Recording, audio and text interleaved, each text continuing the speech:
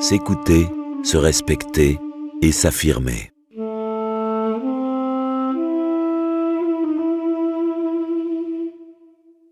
Je demande au Lion d'Or, à quelle heure déjeune-t-on ? À 11 heures. Bien, je vais faire un petit tour en ville.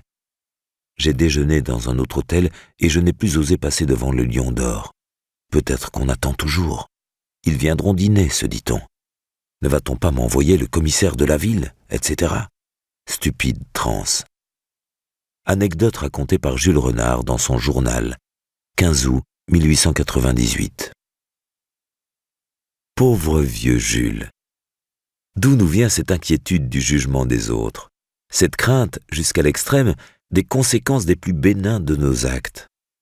Pourquoi ces transes à l'idée de s'affirmer, de pouvoir éventuellement déranger? Quelques réflexions pour celles et ceux qui voient des lions d'or partout. Qu'est-ce que l'affirmation de soi? S'affirmer, c'est pouvoir exprimer ses besoins, pensées, émotions, c'est-à-dire ne pas devoir s'inhiber, tout en tenant compte de l'autre, c'est-à-dire sans avoir à le faire de manière agressive. On ne naît pas affirmé, mais on le devient, en général par une éducation adaptée qui nous encourage à nous exprimer librement sans nous punir de nous être exprimés, ou, plus tard, par un apprentissage volontaire à l'âge adulte. Il paraît toujours simple de s'affirmer, en théorie, sauf lorsqu'on se retrouve dans certaines situations telles que demander, refuser, avoir un avis différent de celui de l'interlocuteur, négocier, exprimer son mécontentement, etc. Les difficultés à s'affirmer sont extrêmement répandues. Massives et chroniques dans des maladies comme la phobie sociale, occasionnelles au cours de certaines formes de dépression, elles peuvent toucher la plupart des gens de manière ponctuelle. Comment s'affirmer si on ne s'estime pas? Le manque d'affirmation de soi est fréquemment associé au problème de basse estime de soi, et il provoque aussi de nombreuses conduites d'évitement qui renforcent à leur tour la mauvaise image de soi. En gros, la personne évite de se confronter à toutes les situations qui lui paraissent représenter un risque social en termes de possibilité de se faire rejeter ou dévaloriser. Je n'ose pas demander parce que j'ai peur de déranger, bien sûr, mais aussi parce que je sais qu'entendre un refus représente chez moi une forme de traumatisme. Il y a aussi bien sûr la peur du conflit, que ces personnes surévaluent systématiquement. Tout le monde m'impressionne déjà dans les relations normales et calmes, alors je me dis que si je les énerve et les mets en colère, je serai encore plus impressionné. Et c'est sans doute ce qui arrive les rares fois où je me fais crier dessus sans l'avoir cherché, car je fais tout pour que cela n'arrive pas, évidemment. Le manque d'affirmation de soi peut aussi se retrouver chez les personnes à haute estime de soi fragile, mais alors sous la forme de comportements agressifs et non affirmés. On demande les choses agressivement pour être sûr de les obtenir, on refuse sèchement parce qu'on est mal à l'aise, etc. Cette agressivité de surface est un mauvais maquillage à la peur d'autrui et de sa résistance possible. Je ne me sens à l'aise que si j'ai pu prendre l'ascendant moral, sinon, dans les relations égalitaires, je ne suis pas détendu. J'ai comme un besoin d'intimider par avance pour dissuader toute agression ou intrusion possible. Les manifestations du déficit assertif sont multiples. Comportemental. Ne pas oser dire non, ne pas oser demander ou déranger, ne pas oser avouer que l'on ne sait pas, ne pas oser dire que l'on n'est pas d'accord, avoir du mal à répondre aux critiques. Lorsqu'on arrive à s'exprimer, on le fait avec crispation ou colère, agressivement. Émotionnel. Frustration, colère rentrée, tristesse, ressentiment envers soi ou les autres, etc. Psychologique. Image d'un soi vulnérable, dépendant, dominé. Petits coups répétés portés à l'estime de soi. Cumul de petits renoncements toxiques. Les prétextes pour ne pas s'affirmer, enfin, témoignent du génie dont nous sommes capables lorsqu'il s'agit de ne pas regarder les réalités qui nous dérangent en face. Je me souviens des justifications de dérobade que m'avait racontée une patiente dans les rapports qu'elle avait avec ses beaux-parents. Elle voulait interrompre le rituel qui consistait à devoir aller en vacances de Noël chez eux tous les ans. Je voudrais bien le leur dire, mais je ne sais jamais trouver le bon moment. Quand l'ambiance est bonne, je me dis que ce n'est pas le moment, ça pourrait tout gâcher, mais quand elle est mauvaise, je me dis que c'est encore moins le moment, ça pourrait tout faire exploser. Tant que l'on n'est pas prêt à affronter éventuellement la contrariété des autres, ce n'est jamais le moment pour s'affirmer. L'affirmation de soi ne doit pas être qu'un comportement, mais aussi une façon d'être au monde. Ces difficultés à s'affirmer sont si fréquentes et si gênantes qu'on a mis au point un ensemble de techniques psychothérapiques spécifiques destinées à les surmonter. Les thérapies d'affirmation de soi. Il s'agit d'un ensemble de techniques de communication conçues dans les années 1960, au départ pour la défense des minorités, les femmes, les Noirs, puis utilisées pour l'ensemble des individus pouvant en bénéficier. Elles consistent le plus souvent en des jeux de rôle où l'on met en scène les situations problèmes que l'on fait jouer et perfectionner aux patients, en général dans le cadre de thérapie de groupe. Comme pour l'estime de soi, l'affirmation de soi n'est devenue un besoin qu'avec l'émergence des sociétés modernes, démocratiques et non patriarcales. Autrefois, la manière dont on se permettait de parler aux gens dépendait davantage de leur statut et de leur pouvoir, et des nôtres, que de notre savoir-faire. Le besoin de savoir s'affirmer n'existe donc que dans les sociétés où les rapports entre individus sont déclarés libres et égaux, au moins en théorie. Mais il ne s'agit pas que de réciter des formules toutes faites. L'assertivité n'est pas qu'un comportement plaqué et stéréotypé. Sa nature profonde concerne non seulement les comportements, mais aussi la vision globale que la personne a d'elle-même, et donc son estime de soi. En osant s'exprimer et affronter certaines situations, on construit peu à peu une image de soi plus positive. On se permet d'exister au milieu des autres, sans avoir pour autant à les rabaisser. En thérapie, les exercices que nous proposons vont au-delà des trucs d'une meilleure communication. En faisant s'engager les personnes dans de nouvelles situations qu'elles évitaient jusqu'alors, on leur fait vivre de nouvelles expériences émotionnelles et intellectuelles. Et on les remet en route, on leur apprend à pouvoir apprendre de leur quotidien. En thérapie d'affirmation de soi, un thérapeute ne dit pas à son patient ce qu'il doit faire, dire oui ou non dans telle situation, mais comment il peut le faire pour qu'il se passe des choses intéressantes. Il est un peu comme un professeur de musique qui apprend à jouer d'un instrument à un élève, qui ensuite choisira lui-même le style de morceau et de répertoire, jazz, classique ou autre, qu'il veut jouer. Comme toutes les méthodes comportementales, l'affirmation de soi ne se cantonne pas au seul comportement. Elle utilise le comportement comme un levier, une porte d'entrée au changement. D'où les étapes que nous décrivons dans ce chapitre. Pour s'affirmer, il est d'abord nécessaire de s'écouter, afin de discerner ses besoins, de se respecter, sinon on continue de traîner en soi les interdits du passé et de la société, sans y réfléchir, sans se révolter. Puis de se jeter à l'eau.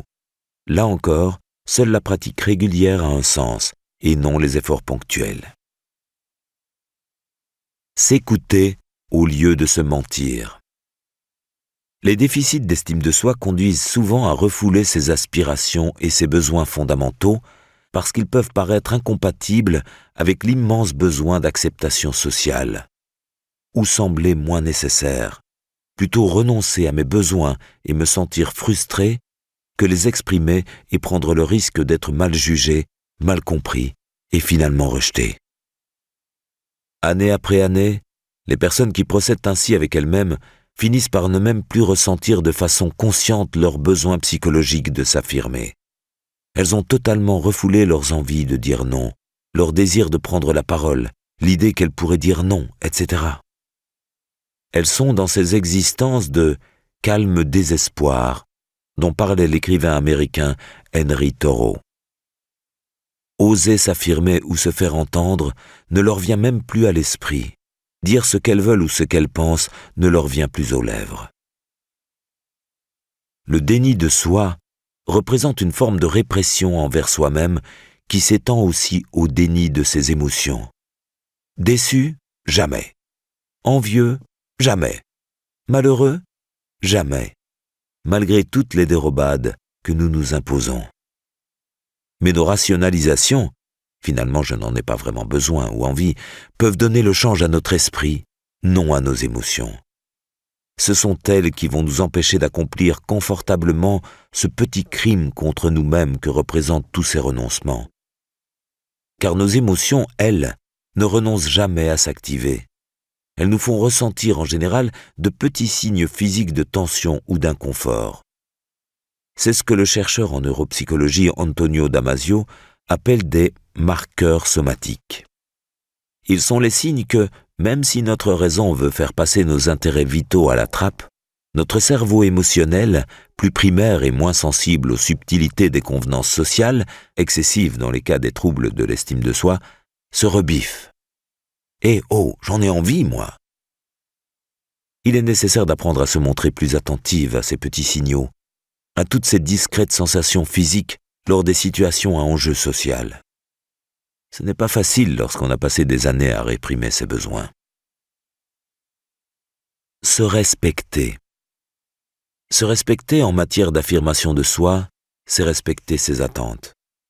Non pas en les accomplissant toutes et à tout prix, mais en les accueillant et en les écoutant. Au lieu de les réprimer, un peu comme un parent abusif ferait des demandes légitimes d'un enfant.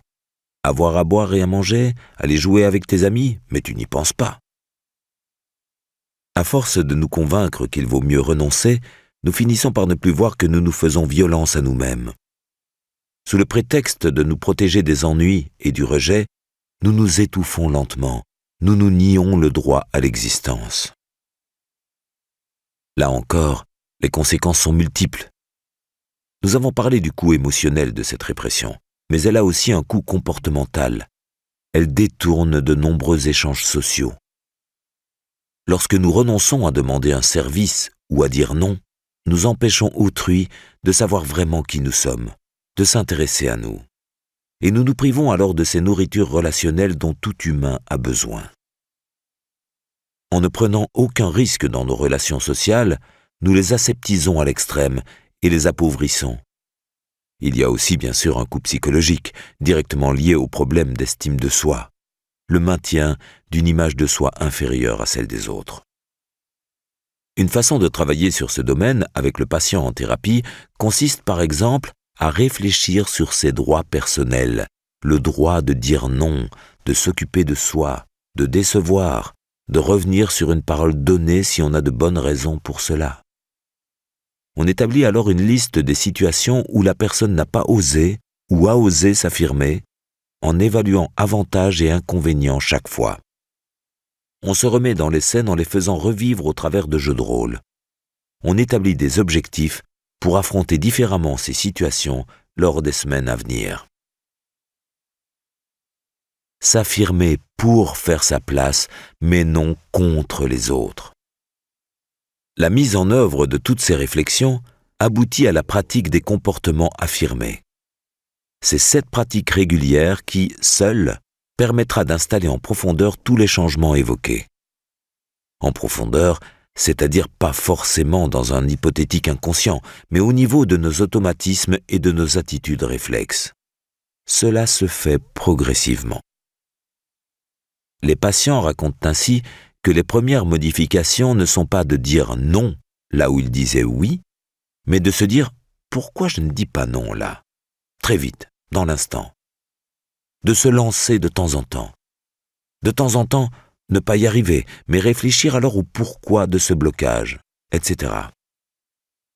Plus on pratique un comportement, plus celui-ci devient facile à pratiquer.